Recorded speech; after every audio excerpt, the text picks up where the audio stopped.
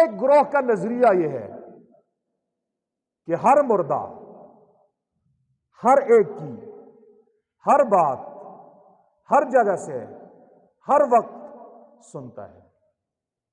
ایک دوسرا طبقہ ہے جن کا عقیدہ اور نظریہ یہ ہے کہ کوئی مردہ کسی کی بھی کوئی بات کسی بھی وقت کسی بھی جگہ سے نہیں سنتا۔ ایک تیسرا گروہ جن کا عقیدہ یہ ہے بعض مردے بعض اوقات بعض جگہوں سے بعض افراد کی بعض باتیں سنتے ہیں۔ جو پہلا گروہ ہے جن کا عقیدہ یہ ہے کہ ہر مردہ ہر ایک کی ہر بات ہر وقت ہر جگہ سے سنتا ہے، یہ عقیدہ شرکیہ عقیدہ ہے۔ یہ عقیدہ جس طبقے کا ہے وہ مشرک ہیں، ان کے عقائد کے اندر شرک کی آمیزش ہے، حالانکہ وہ اپنے آپ کو مومن اور موحد سمجھتے ہیں، لیکن یہ عقیدہ گمراہی والا عقیدہ ہے۔ یہ عقیدہ قرآن و سنت کے خلاف ہے۔ بعض حضرات کا نظریہ یہ ہے کوئی مردہ کسی کی بھی کوئی بات نہ قریب سے سنتا ہے نہ دور سے سنتا ہے، نہ دن کو سنتا ہے نہ رات کو سنتا ہے، کوئی بات بھی نہیں سنتا۔ یہ عقیدہ نام نہاد اہل حدیث غیر مقلدین اور پجپیری حضرات اور اشاعت التوحید و سنہ سے وابستہ حضرات کا ہے۔ وہ کہتے ہیں کوئی مردہ نہیں سنتا، نہ نبی سنتا ہے نہ ولی سنتا ہے، نہ قریب سے سنتا ہے نہ دور سے سنتا ہے۔ انہوں نے بالکل لا کی تلوار کھینچ دی، کوئی بھی نہیں سنتا۔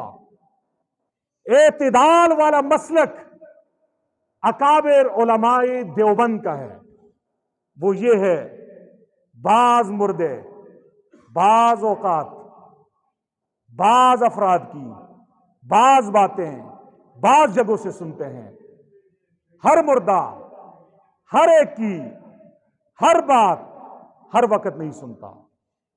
یہ عقیدہ قرآن اور حدیث سے ثابت ہے، قرآن اور حدیث سے ثابت ہے۔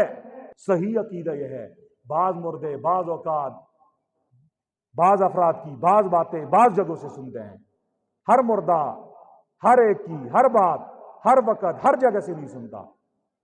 دلائل کیا ہے؟ حضور نبی کریم صلی اللہ علیہ وسلم کی احادیث مبارکہ ہیں۔ حضرت انس رضی اللہ تعالیٰ عنہ کی روایت ہے، فرماتے ہیں حضور نبی کریم نے فرمایا العبد اذا وضع فی قبرہ، کہ بندے کو جب اس کی قبر میں رکھ دیا جاتا ہے وَتَوَلَّى وَذَهَبَ أَصْحَابُهُ، اس کے ساتھی اسے دفن کر کے چلے جاتے ہیں، حَتَّى أَنَّهُ يَسْمَعَ قَرَنِ حَالِهِمْ أَتَاهُ مَلَكَانِ، یہاں تک کہ ابھی وہ گئے نہیں ہوتے جانے والے ہوتے ہیں کہ دو فرشتے آتے ہیں، اور جب وہ دو فرشتے آتے ہیں اس وقت وہ میت جانے والوں کی دفن کر کے رخصت ہونے والوں کی اپنے پیاروں کے پاؤں کی آہٹ کو بھی سنتے ہیں۔ یہ روایت صحیح بخاری میں موجود ہے۔ کوئی یہ نہ کہے کہ مولوی صاحب نے پتہ نہیں کہاں سے یہ حدیث پڑھ لی، کوئی ضعیف روایت ہوگی۔ صحیح بخاری میں یہ روایت موجود ہے۔ باب المیت یسمع قرع النعال، باب المیت یسمع خفق النعال۔ امام بخاری نے عنوان لگایا ہے، اپنا عقیدہ بتایا ہے، اہل سنت کا عقیدہ بتایا ہے کہ یہ باب ہے اس بارے میں کہ میت یسمع خفق النعال، دفن کرنے والوں کی پاؤں کی آہٹ کو بھی سنتے ہیں، پاؤں کی آہٹ کو بھی۔ علامہ عینی رحمہ اللہ صحیح بخاری کے مستند شارح ہیں، وہ فرماتے ہیں اس سے یہ ثابت ہو رہا ہے کہ جب دفن کرنے والے دفن کر کے رخصت ہوتے ہیں تو ان زندوں کے پاؤں کی آہٹ مردہ سنتا ہے، جب پاؤں کی آہٹ سنتا ہے تو رخصت کرنے والوں اور مزار پہ جانے والوں کے سلام کو بھی سنتا ہے، سلام کو بھی سنتا ہے۔ دوسری روایت ہے، حضور نبی کریم صلی اللہ علیہ وسلم نے ارشاد فرمایا، ما من رجل یمر بقبر اخیہ المومن، جو بھی شخص اپنے مومن بھائی کی قبر سے گزرتا ہے، کان یعرفہ، وہ مومن بھائی جو اسے دنیا میں پہچانتا تھا، پھر یہ اس کی قبر پہ جاتا ہے، فیسلم علیہ، اور اسے سلام کرتا ہے، اس قبر والے کو کیا کرتا ہے؟ سلام کرتا ہے۔ حضور نے فرمایا الا عرفہ، تو وہ مردہ اسے پہچان لیتا ہے، میرے پاس کون آیا ہے، میرے قبر پہ کس نے حاضری دی ہے، ورد علیہ السلام، اور اسے سلام کا جواب بھی دیتے ہیں، سلام کا جواب بھی دیتے ہیں۔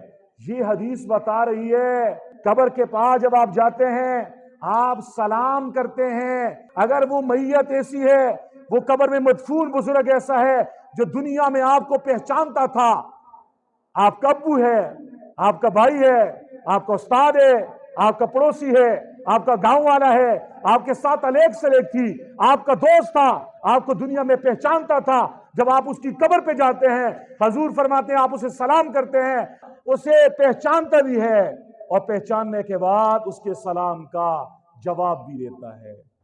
حضرت ابو ہریرہ کی روایت سنا کے میں اپنے عقیدے کے اوپر دلیل دینے لگا ہوں۔ عن ابی ہریرہ رضی اللہ تعالی عنہ انہ قال، حضرت ابو ہریرہ رضی اللہ تعالی عنہ فرماتے ہیں ان رسول اللہ صلی اللہ علیہ وسلم اتى المقبرہ، حضور نبی کریم صلی اللہ علیہ وسلم قبرستان تشریف لے گئے۔ کہاں تشریف لے گئے؟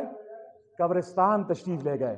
فقال، حضور نے فرمایا السلام علیکم دار قوم مومنین، اے مومنوں کی بستی والو تمہیں سلام ہو، وَإِنَّا إِن شَاءَ اللَّهُ بِكُمْ لَاحِقُونَ، اگر اللہ نے چاہا تو ہم بھی آپ کے ساتھ پیچھے پیچھے آ کر ملنے والے ہیں۔ اور یہ حدیث کیا بتا رہی ہے کہ سلام اسی کو کیا جاتا ہے جو سنتا ہے نا، سلام اسی کو کیا جاتا ہے جو سنتا ہے، جو سنے نا اسے کس بات کا سلام کیا جائے۔ حضور نبی کریم صلی اللہ علیہ وسلم جب بھی قبرستان جاتے تھے سلام کرتے تھے۔ یہ حدیث بتا رہی ہے زیارت قبور کے وقت جب آپ جاتے ہو قبرستان پہ تو آپ سلام کرتے ہو، وہ مردہ آپ کی سلام کو سنتا بھی ہے، جواب بھی دیتا ہے، جواب بھی۔ تو یہ روایت بھی بتا رہی ہے بعض مردے بعض اوقات بعض افراد کی بعض باتیں سنتے ہیں، بعض افراد کی بعض باتیں سنتے ہیں، اور ہر مردہ ہر وقت ہر ایک کی ہر بات کو نہیں سنتا۔ جو حضرات اس بات کے قائل ہیں کہ کوئی مردہ بھی نہیں سنتا، وہ ایک اشکال کرتے ہیں، کہتے ہیں قرآن کریم میں اللہ نے اپنے محبوب سے فرمایا اِنَّكَ لَا تُسْمِعُ الْمَوْتَى، اے نبی آپ مردوں کو نہیں سنا سکتے، وَلَا تُسْمِعُ صُمَّ الدُّعَاء، اور آپ بہروں کو پکار نہیں سنا سکتے۔ اللہ فرما رہے ہیں میرے نبی آپ نہیں سنا سکتے۔ اس سے یہ معلوم ہو رہا ہے مردے نہیں سنتے، مردے، لیکن ہم پورے قرآن کو ماننے والے ہیں۔ ہم کہنا چاہتے ہیں یہ آیت کیا بتا رہی ہے، نبی آپ نہیں سنا سکتے، اور ہم کیا کہہ رہے ہیں؟ ہم کہہ رہے ہیں سنانے والا اللہ ہے، سنانے والا۔ یاد رکھو دنیا میں ہم سنتے ہیں اسباب کے تحت سنتے ہیں، ان کانوں سے سنتے ہیں۔ کس سے سنتے ہیں؟ اور اس آواز کو سنتے ہیں جو ہماری رینج میں ہو، ہماری حدود میں ہو۔ جو آواز دور سے ہمیں کوئی دے، درمیان میں رکاوٹ ہو، ہم نہیں سن سکتے۔ برزخ کا جہان اور ہے، دنیا کا جہان اور ہے، وہاں کا قاعدہ اور ہے، دنیا کا قاعدہ اور ہے۔ وہاں پہ وہ مردہ بھی سنتا ہے جس کے کان ہی نہ ہو، کسی نے کاٹ دیا ہو۔ وہاں پہ اسباب کے ساتھ نہیں سنا جاتا، وہاں پہ اللہ کی قدرت کے ساتھ سنا جاتا ہے۔ اللہ تو قادر ہے نا، وہ سنا سکتا ہے۔ تو ہم یہ تو نہیں کہتے حضور سنوا رہے ہیں، ہمارا عقیدہ یہ ہے اللہ رب العزت مردوں کو سنوا دیتا ہے۔ کون تیری قبر پہ آیا ہے؟ تو اللہ تو قادر ہے، اللہ عاجز ہو گیا کیا؟ اللہ تو قادر ہے، اور یہ ہمارا موقف قرآن سے ثابت ہے۔ ہم سارے قرآن کو مانتے ہیں۔ ہم کہتے ہیں یہ آیت بتا رہی ہے اِنَّكَ لَا تُسْمِعُ الْمَوْتَى، اے نبی آپ مردوں کو نہیں سنا سکتے، لیکن دوسری جگہ اللہ فرما رہے ہیں وَلَٰكِنَّ اللَّهَ يُسْمِعُ مَن يَشَاءُ، لیکن اللہ تبارک و تعالیٰ سنا سکتا ہے کس کو؟ مَن يَشَاءُ، جس کو چاہے، جس کو اللہ جس کو چاہے سنا دیتا ہے، جس کو نہ چاہے نہیں سناتا۔ تو یہ ہماری دلیل ہے کہ جب اللہ چاہتا ہے سناتا ہے، جب اللہ نہیں چاہتا نہیں سناتا، جب اللہ چاہتا ہے سناتا ہے، جب اللہ چاہتا ہے نہیں سناتا۔ غزوہ بدر کے بعد مشرکین مکہ کے 70 آدمی مردار ہو گئے تھے، 24 آدمیوں کو ایک کنویں میں نیچے پھینکا، حضور نبی کریم اس کنویں پہ آئے، بخاری کی روایت سنانے لگا ہوں۔ حضرت عمر ساتھ ہیں، حضور نے فرمایا ان کے نام لے کر، والد کے نام لے کر بات کہا، او ابو جہل فلاں فلاں، سنو جو وعدہ تمہارے ساتھ اللہ نے کیا تھا وہ پورا ہو گیا نہیں ہوا، اور ہمارے ساتھ جو وعدہ ہوا ہے وہ تو پورا ہو گیا، وہ تو پورا ہو گیا۔ حضرت عمر کہنے لگے اللہ کے نبی کیا یہ سنتے ہیں؟ یہ تو مر گئے ہیں۔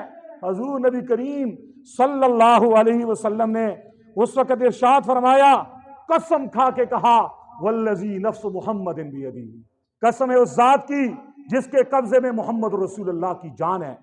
اے عمر آپ ان سے زیادہ سننے والے نہیں ہو، یہ آپ سے زیادہ سنتے ہیں۔